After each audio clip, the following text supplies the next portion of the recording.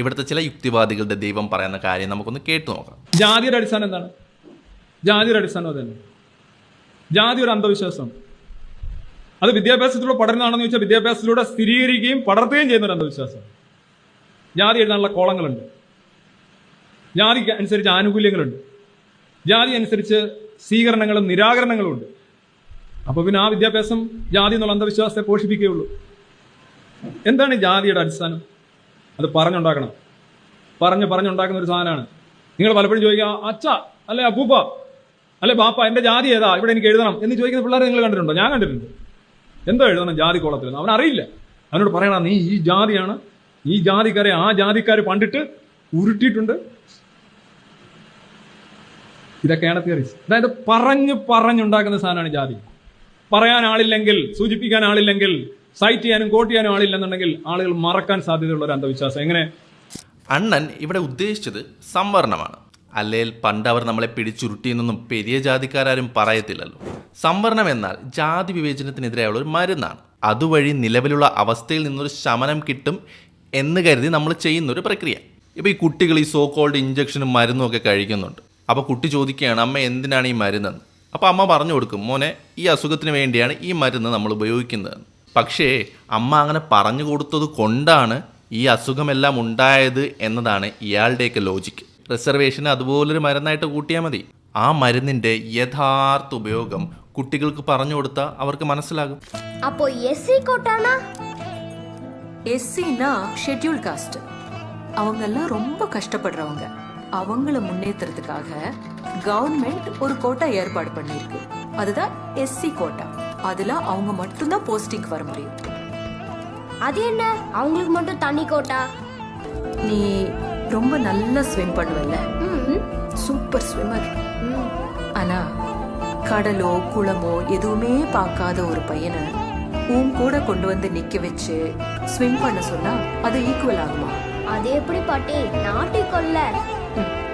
அப்போ அந்த பையனுக்கு ஒரு சேஃப்டி ஜாக்கெட் கொடுத்து நீ 1 மைல் நீந்தினா அவன் 800 மீட்டர் நீந்தினா போதும் அப்படின்னு கவர்மெண்ட் சொல்லிச்சுன்னா அதுதான் ரிசர்வேஷன் அப்படின்னு சொல்றோம்.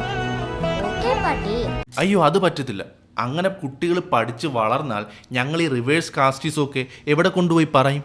ഏത് ഡാറ്റ നോക്കിയാലും നമുക്ക് വ്യക്തമാകുന്ന ഒന്നാണ് എങ്ങനെയാണ് ഇവിടെ ജാതി വിവേചനം നിലനിൽക്കുന്നത് എന്ന്. ഈ പറയുന്ന ഡാറ്റ നോക്കുമ്പോൾ നമ്മൾ കാണുന്നത് എന്താണ്? ജനസംഖ്യ അനുപാതികം അനുസരിച്ച് റെപ്രസെൻറ്റേഷൻ ഈ ജാതികൾക്ക് കിട്ടുന്നില്ല എന്ന് തന്നെയാണ്. എന്തുകൊണ്ടായിരിക്കും അങ്ങനെ ഒരു ഡിസ്പാരിറ്റി നമ്മൾ കാണുന്നത്? പലരും പറയുന്നുണ്ട് ജാതി നോക്കേണ്ട ആവശ്യമില്ല, കഴിവനുസരിച്ചാണ് ആൾക്കാർ ഇപ്പോൾ മുന്നോട്ട് വന്നുകൊണ്ടിരിക്കുന്നതെന്ന്. ജാതി മതവും കക്ഷി രാഷ്ട്രീയം നോക്കിയിട്ടല്ല ജോലി കൊടുക്കേണ്ടത് ആർക്കായാലും, മറിച്ച് നോക്കിയിട്ട് വേണം. ബുദ്ധി, ഇന്റലിജൻസ്, എന്നാലേ നമ്മുടെ നാട് ഇങ്ങനെ ഒരു റാൻഡം ഡിസ്ട്രിബ്യൂഷനാണ് നമ്മുടെ സമൂഹത്തിലുള്ളതെന്ന്. പക്ഷേ ഈ റാൻഡം ഡിസ്ട്രിബ്യൂഷനിൽ എല്ലായിടത്തും സവർണ ജാതിക്കാർ ബഹുഭൂരിപക്ഷം വരാൻ കാരണം എന്തായിരിക്കും? അവർണ ജാതിക്കാർ ഇപ്പോഴും അണ്ടർ റെപ്രസെന്റ് ആകുന്നത് എന്തുകൊണ്ടായിരിക്കും? അതെന്താ, ബാക്കിയുള്ളവന്മാരെല്ലാം വലിയ കഴിവേറികളും ഇവർക്ക് കഴിവില്ലാത്ത ആൾക്കാരുമാണോ? അത് ഇവന്മാരെല്ലാം ഭയങ്കര മടിയന്മാരായതുകൊണ്ടാണോ? ജാതി നോക്കണ്ട എന്ന് പറയുന്നവർ എന്തുകൊണ്ട് സവർണ ജാതിക്കാർ ഈ ഇടങ്ങളിലെല്ലാം ഭൂരിപക്ഷം വരുന്നു എന്നും വ്യക്തമാക്കണം. അല്ലാതെ ഒന്നും തോന്നരുത് ഞങ്ങൾക്ക് ഇച്ചിരി കഴിവ് കൂടുതലാണ്, ഞങ്ങൾ വലിയ കഴിവേറികളാണ്, അതുകൊണ്ടാണ് ഞങ്ങൾ എല്ലായിടത്തും ഡോമിനേറ്റ് ചെയ്യുന്നത് എന്നൊക്കെ പറഞ്ഞു വന്നാൽ ഏത് ദൈവമായാലും വീട്ടിൽ ചെന്ന് പറയാൻ പറയും. പിന്നെ ഇയാളുടെ ഈ ലോജിക്ക് വെച്ചാണെങ്കിൽ മതവിമർശനമാണല്ലോ ഇവരുടെ മെയിൻ. മതവിമർശനം നിർത്തിയാൽ പിന്നെ ആരും മതത്തിനെ കുറിച്ച് സംസാരിക്കത്തില്ലല്ലോ. അങ്ങനെ മതം മൊത്തം അങ്ങ് ഇല്ലാണ്ടായി പോട്ടെ, അത് ചെയ്തുകൂടെ? അയ്യോ, അത് പറ്റത്തില്ല കേട്ടോ. അത് കഴിഞ്ഞാൽ ഇസ്ലാം വിമർശനമാണ് മെയിൻ. ഇസ്ലാം മൊത്തം വൈറസ് ആണെന്നൊക്കെയാണ് ഇവർ പറയുന്നത്. അങ്ങനെയെങ്കിൽ അവരെയും വിമർശിക്കുന്നത് നിർത്തട്ടെന്നേ. അപ്പോൾ അതിനെക്കുറിച്ച് ആരും സംസാരിക്കുന്നില്ല. ആരും സംസാരിക്കാതാവുമ്പോൾ എല്ലാവരും മറന്നുപോകും. അങ്ങനെ ഇസ്ലാം എന്ന ഇവർ പറയുന്ന വൈറസും അങ്ങ് ഇല്ലാതാവുമല്ലോ. അതും പറ്റില്ല.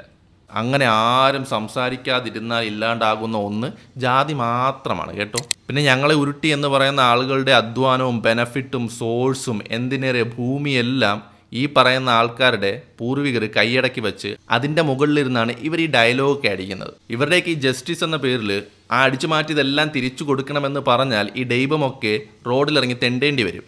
റിസർവേഷൻ എന്നാൽ അതിനേക്കാളും മാന്യമായ താൽക്കാലികമായിട്ടുള്ളൊരു ആശ്വാസം നൽകുന്ന ഒരു കാര്യമാണ്. അതിനെതിരെയാണ് ഈ ദൈവമൊക്കെ ഇത്രയും വലിയ ഹുങ്കൊക്കെ കാണിക്കുന്നത്.